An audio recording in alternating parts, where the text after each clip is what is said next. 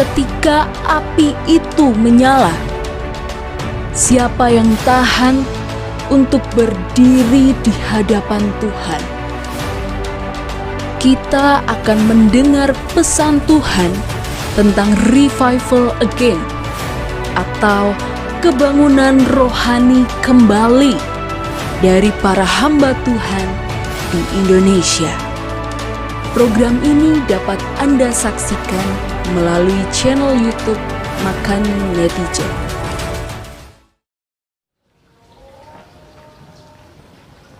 Haleluya, puji Tuhan. Sore hari ini kita kembali lagi berjumpa di dalam hadirat Tuhan, dan kita bersama-sama bersekutu dan berdoa bahwa di dalam persekutuan orang-orang percaya ada kuasa, ada mujizat, ada berkat-berkat yang luar biasa. Dari tempat ini di Shilo ada kabar kebenaran dari Allah, ada kuasa Allah diturunkan bagi segala umat yang percaya. Puji Tuhan, sebelum kita mulai kita sama-sama tundukkan kepala, kita berdoa. Bapa kami yang di surga, kami ucap syukur atas hadirat-Mu, atas kuasa-Mu. Kembali ya Tuhan, kami bersama-sama menikmati ya Tuhan kebenaran firman-Mu, dalam kuat kuasa-Mu, dalam mujizat-Mu ya Tuhan terjadi ya Tuhan. Ada kegerakan yang baru, ada kuasa yang baru ya Tuhan, mengalir atas gereja-gereja-Mu, atas umat-Mu ya Tuhan. Bahkan ya Tuhan atas setiap makhluk hidup ya Tuhan yang ada, yang mendengarkan ya Tuhan, isi hati-Mu ya Tuhan pada hari ini ya Bapa. Syukur ya Tuhan dimanapun mereka berada ya Tuhan. Kau sedia Tuhan yang berkarya, dan kuat kuasa Roh Kudus-Mu ya Tuhan membangkitkan, menumbuhkan ya Tuhan, membawa ya Tuhan hal yang luar biasa. Syukur Tuhan, terima kasih. Di dalam nama Tuhan Yesus kami siap mendengar kebenaran firman-Mu. Haleluya, amin. Puji Tuhan, ketemu kembali dengan saya dalam berita kabar keselamatan dari Shilo, bahwa Allah kita Allah yang berkuasa. Allah memberikan kuasanya di saat kita percaya. Oleh sebab itu, sebagai orang percaya, apabila Roh Allah turun bagi kita, kegerakan itu akan terjadi. Oleh sebab itu, sebagai orang percaya, janganlah kita biarkan kemenangan yang Dia berikan, kuasa yang Dia berikan, jangan sampai digagalkan oleh rupa-rupa pengajaran, rupa-rupa hikmat yang berasal dari pikiran-pikiran manusia. Oleh sebab itu, mari kita bersama-sama mencari kehendak Tuhan, mencari hadirat Tuhan. Karena di dalam hadirat Tuhan ada kuasa yang luar biasa, ada pemulihan, ada kesembuhan, bahkan ada berkat-berkat kebangkitan bagi setiap manusia. Mari kita sama-sama kita buka dalam kitab Kolose, di mana kepenuhan hidup kita orang percaya. Di situ dari percaya kepada Tuhan. Kita buka dalam Kolose 1, Kolose 2 ayatnya yang ke-6. Di sini saya bacakan. Kamu telah menerima Kristus Yesus Tuhan kita, karena itu hendaklah hidupmu tetap di dalam Dia. Seringkali kita orang percaya, orang yang mengenal Tuhan, kita hidup bukan hanya sekedar kita hidup untuk Tuhan. Di sini dikatakan, hendaklah kita hidup di dalam Dia. Dengan kata lain, kita hidup bersama-sama dengan Tuhan. Mengapa kita hidup bersama-sama Tuhan? Seperti halnya di dalam Kisah 1 ayat 8, di situ dikatakan, apabila Roh itu turun, engkau akan diberikan kuasa, engkau akan diberikan kekuatan Allah, diberikan otoritas yang dari Tuhan itu sendiri, untuk menjadi saksinya bagi Tuhan, untuk menjadi kabar keselamatan dari Tuhan, menjadi Injil, menjadi firman yang hidup dari Tuhan itu sendiri. Oleh sebab itu, sebagai orang percaya, kunci keberhasilan kita dalam kegerakan rohani ini, kita tetap hidup di dalam Dia. Kata hidup di dalam Dia, kita mengenal siapa Dia, kita dibangun di dalam Dia, bahkan bertumbuh dalam iman, percaya dalam pengajaran, dan penuh ucapan syukur. Inilah kekuatan orang percaya. Inilah kekuatan bagi kita yang mengenal siapa Yesus. Bukan hanya sekedar kita, oh saya orang percaya, saya harus melakukan kehendak Tuhan. Tidak, tapi apa? Hidup bersama-sama dengan Tuhan. Hidup harmonis dengan Tuhan. Tuhan Yesus telah mengajarkan di sini di dalam kitab Kolose 2 ini, untuk kita hidup di dalam Tuhan, kita melakukan kehendaknya, kita dengan melakukan sangat berhati-hati. Di dalam ayat 8 dikatakan, hati-hatilah supaya jangan ada yang menawan kamu dengan filsafat yang kosong dan palsu menurut ajaran turun-temurun dan roh-roh dunia, tetapi tidak menurut Kristus. Seringkali kita dihadapkan, bahkan banyak hamba-hamba Tuhan, banyak rekan-rekan kita, orang percaya, memakai ayat-ayat firman Tuhan, mengutip isi firman Tuhan untuk apa? Melemahkan iman percaya kita, untuk melemahkan kehendak Allah dalam kehidupan kita. Oleh sebab itu, untuk kita bisa terus hidup di dalam Tuhan, yang pertama adalah di sini, berhati-hatilah. Perhatikan apakah setiap orang yang dipilih oleh Tuhan, setiap orang yang dipanggil oleh Tuhan itu benar-benar melakukan kehendak Tuhan, melakukan sesuai dengan rencana Tuhan. Mungkin kita diperhadapkan kepada rekan-rekan dalam kita mengiring Tuhan, dihadapkan dalam setiap masalah, dihadapkan setiap persoalan. Pasti ada motivasi-motivasi orang-orang sekitar kita untuk bertemu dengan kita. Apakah motivasinya tulus dari Tuhan? Apakah motivasi dari orang itu sendiri? Bahkan banyak orang yang fasih lidahnya memakai ayat-ayat firman Tuhan, tetapi di sini Tuhan telah memberikan nasihat. Berhati-hatilah dengan filsafat yang kosong, dengan perkataan-perkataan palsu, dengan ajaran-ajaran yang palsu yang tidak menuruti kehendak Allah. Sebab itu banyak orang yang memakai, bahkan yang dipakai di sini dikatakan apa? Penguasa, kepala-kepala pemerintahan, bahkan yang kita anggap orang-orang hebat. Ini masanya kita kembali kepada panggilan Allah. Kita mempercayakan hidup kita dan kuasa Roh Kudusnya yang diam dalam hati kita. Dikatakan di sini, Roh itu akan menolong kita, memberikan nasihat bagi kita. Dan yang kedua, jangan tinggalkan persekutuan dengan Tuhan. Bahkan di sini diajarkan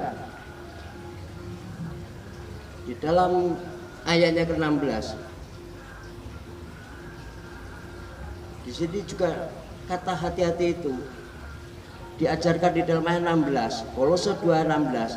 Karena itu janganlah kamu biarkan orang menghukum kamu mengenai makanan dan minuman atau mengenai hari raya, bulan baru ataupun hari Sabat. Di sini kita sering dengan kata Sabat, dengan kata beribadah, semua melakukan ibadah ini buat Tuhan. Tapi apa? Jauh dari kehendak Tuhan, jauh dari maunya Tuhan.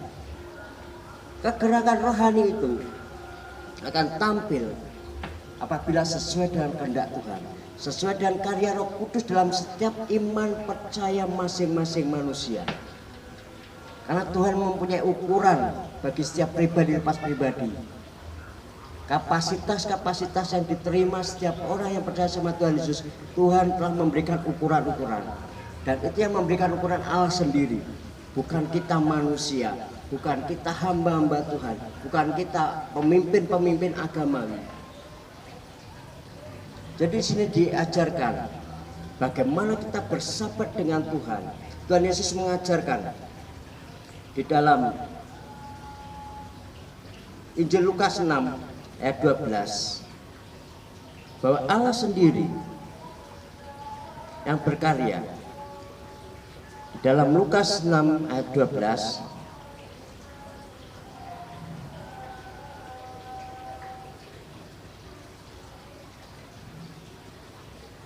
Yesus mengajarkan bagaimana kita bersahabat dengan Tuhan, bagaimana kita berkomunikasi dengan Tuhan, tidak menunggu 7 hari dalam hari-hari ini, tapi setiap hari ada hubungan intim dengan Tuhan, ada hubungan intim dengan Roh Kudus. Oleh sebab itu di dalam Injil Lukas 6 ayat 12 itu dikatakan, pada waktu itu pergilah Yesus ke bukit untuk berdoa, dan malam-malaman ia berdoa kepada Allah. Berarti apa? Ada kesiapan secara pribadi, ada Allah sendiri secara pribadi mengajarkan semalam-malaman berdoa, komunikasi dengan Tuhan. Bahkan di sini Tuhan Yesus memberikan nilai tersendiri. Seperti Yesus memberi nilai kepada Maria, bahwa Maria duduk diam di bawah kaki Tuhan, mendengarkan apa yang menjadi kehendak Tuhan. Oleh sebab itu apa yang diingini Tuhan bagi kita, jelas sekali kita dipanggil oleh Tuhan menjadi murid. Kata murid apa? Menjadi memiliki telinga yang tajam, memiliki pendengaran yang tajam, siap melakukan sesuai dengan petunjuk oleh para guru. Oleh sebab itu kekuatan kita orang percaya di sini, Yesus mengajarkan di tempat yang sunyi semalaman. Tetapi apa? Di siang hari, di pagi hari, Yesus berkumpul bersama murid-murid. Beliau berkumpul kepada setiap masyarakat, mengajarkan belas kasihannya, mengimpartasikan belas kasihan Tuhan, mengabarkan bahwa keselamatan manusia itu harus diberitakan, dan keselamatan itu telah dibayar lunas oleh Tuhan, oleh Yesus sendiri sebagai jelmaan, sebagai gambaran Allah datang ke muka bumi ini. Oleh sebab itu, apabila kalau kita terus percaya dengan filsafat-filsafat, percaya dengan budaya-budaya, kita akan apa? Terbelenggu dengan hukum-hukum. Oleh sebab itu, di dalam ayat 16 ini, jangan kita dibiarkan orang lain menghukum dengan apa? Dengan budaya, dengan tentang makanan, dengan minuman, bahkan apa? Hari raya, bulan baru, bahkan apa? Hari-hari ibadah-ibadah. Tetapi apa? Hendaklah kita dengan tulus sesuai dengan diajarkan Tuhan, berhubungan intim dengan Tuhan dalam doa, dalam pengharapan kepada Allah yang diajarkan Tuhan Yesus di dalam Lukas 6 ayat 12 ini. Bahkan dari kita berhubungan intim dengan Tuhan, ada kekuatan baru, ada semangat baru, bahkan ada urapan baru. Seperti halnya Musa selama 40 hari berhadapan muka dengan Tuhan, ada impartasi kuasa yang dari Tuhan, ada rencana Tuhan, ada hukum-hukum Tuhan yang disampaikan kepada Musa. Musa hanya duduk diam mendengar. Dan langkah kita harus duduk diam mendengar. Supaya apa? Kita mampu mengangkat setiap beban, setiap permasalahan, mampu melalui masalah, bukan lari dari masalah. Inilah kekuatan, kegerakan rohani yang harus kita lakukan. Kenapa? Di akhir zaman ini banyak pencobaan, banyak masalah, tetapi tetap percaya hanya di dalam Tuhan ada kekuatan baru. Bahkan di sini di dalam ayat yang ke-18, janganlah biarkan kemenanganmu digagalkan oleh orang yang pura-pura merendahkan diri dan beribadah kepada malaikat serta berkajang pada penglihatan-penglihatan dan tanpa alasan membesar-besarkan diri oleh pikirannya yang duniawi. Jadi banyak orang akan memakai apa? Penglihatan, bahkan apa? Karunia-karunia, membesarkan karunia-karunia, tapi tidak membesarkan pemberi karunia itu sendiri.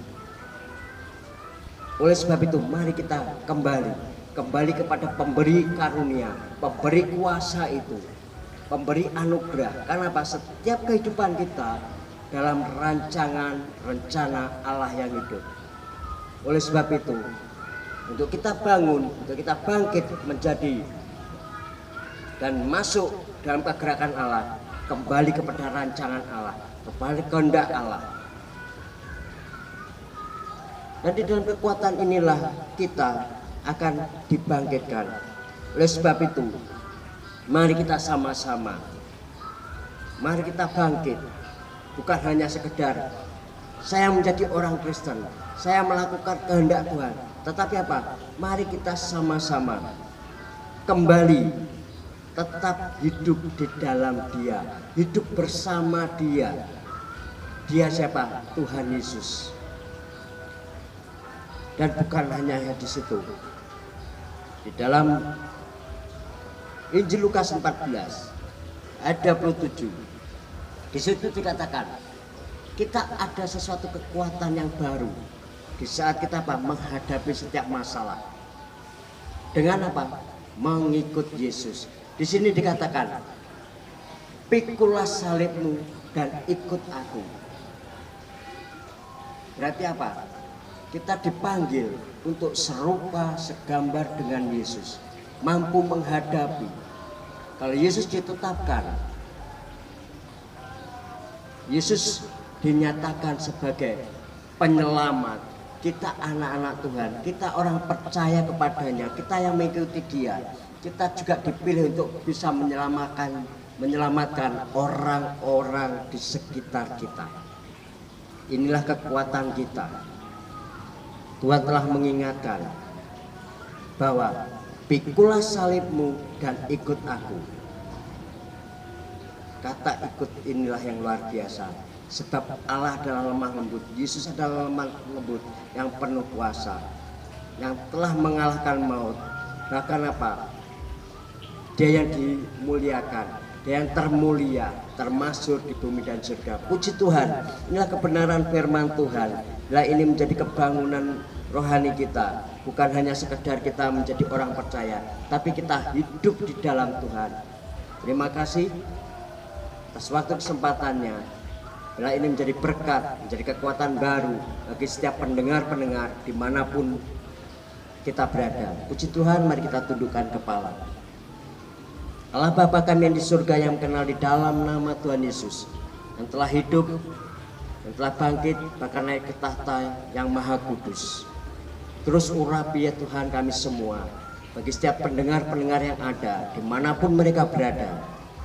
Kami percaya Tuhan, bila mereka punya hubungan intim kepadamu, bahkan ya Tuhan, mendengar ya Tuhan setelah hukum-hukum-Mu, bukan mendengarkan filsafat-filsafat, hendak para pemimpin-pemimpin yang tidak takut akan Engkau ya Bapa. Syukur ya Tuhan, terima kasih. Terus ya Tuhan, dan kuat kuasa Roh Kudus-Mu, bangkitkan semangat mereka, bangkitkan ya Tuhan pengenalan akan Engkau ya Tuhan. Dan ya Tuhan, biarlah firman-Mu ya Tuhan sampai di sini, tapi hamba percaya dan kuat kuasa firman-Mu dan Roh-Mu ya Bapa, itu akan bertumbuh, berbuah dan berdampak dimanapun kami berada. Syukur Tuhan, terima kasih. Kami akhiri ya Tuhan renungan ini hanya di dalam nama Tuhan Yesus. Kami alaskan doa kami, ucapan syukur kami. Haleluya. Amin.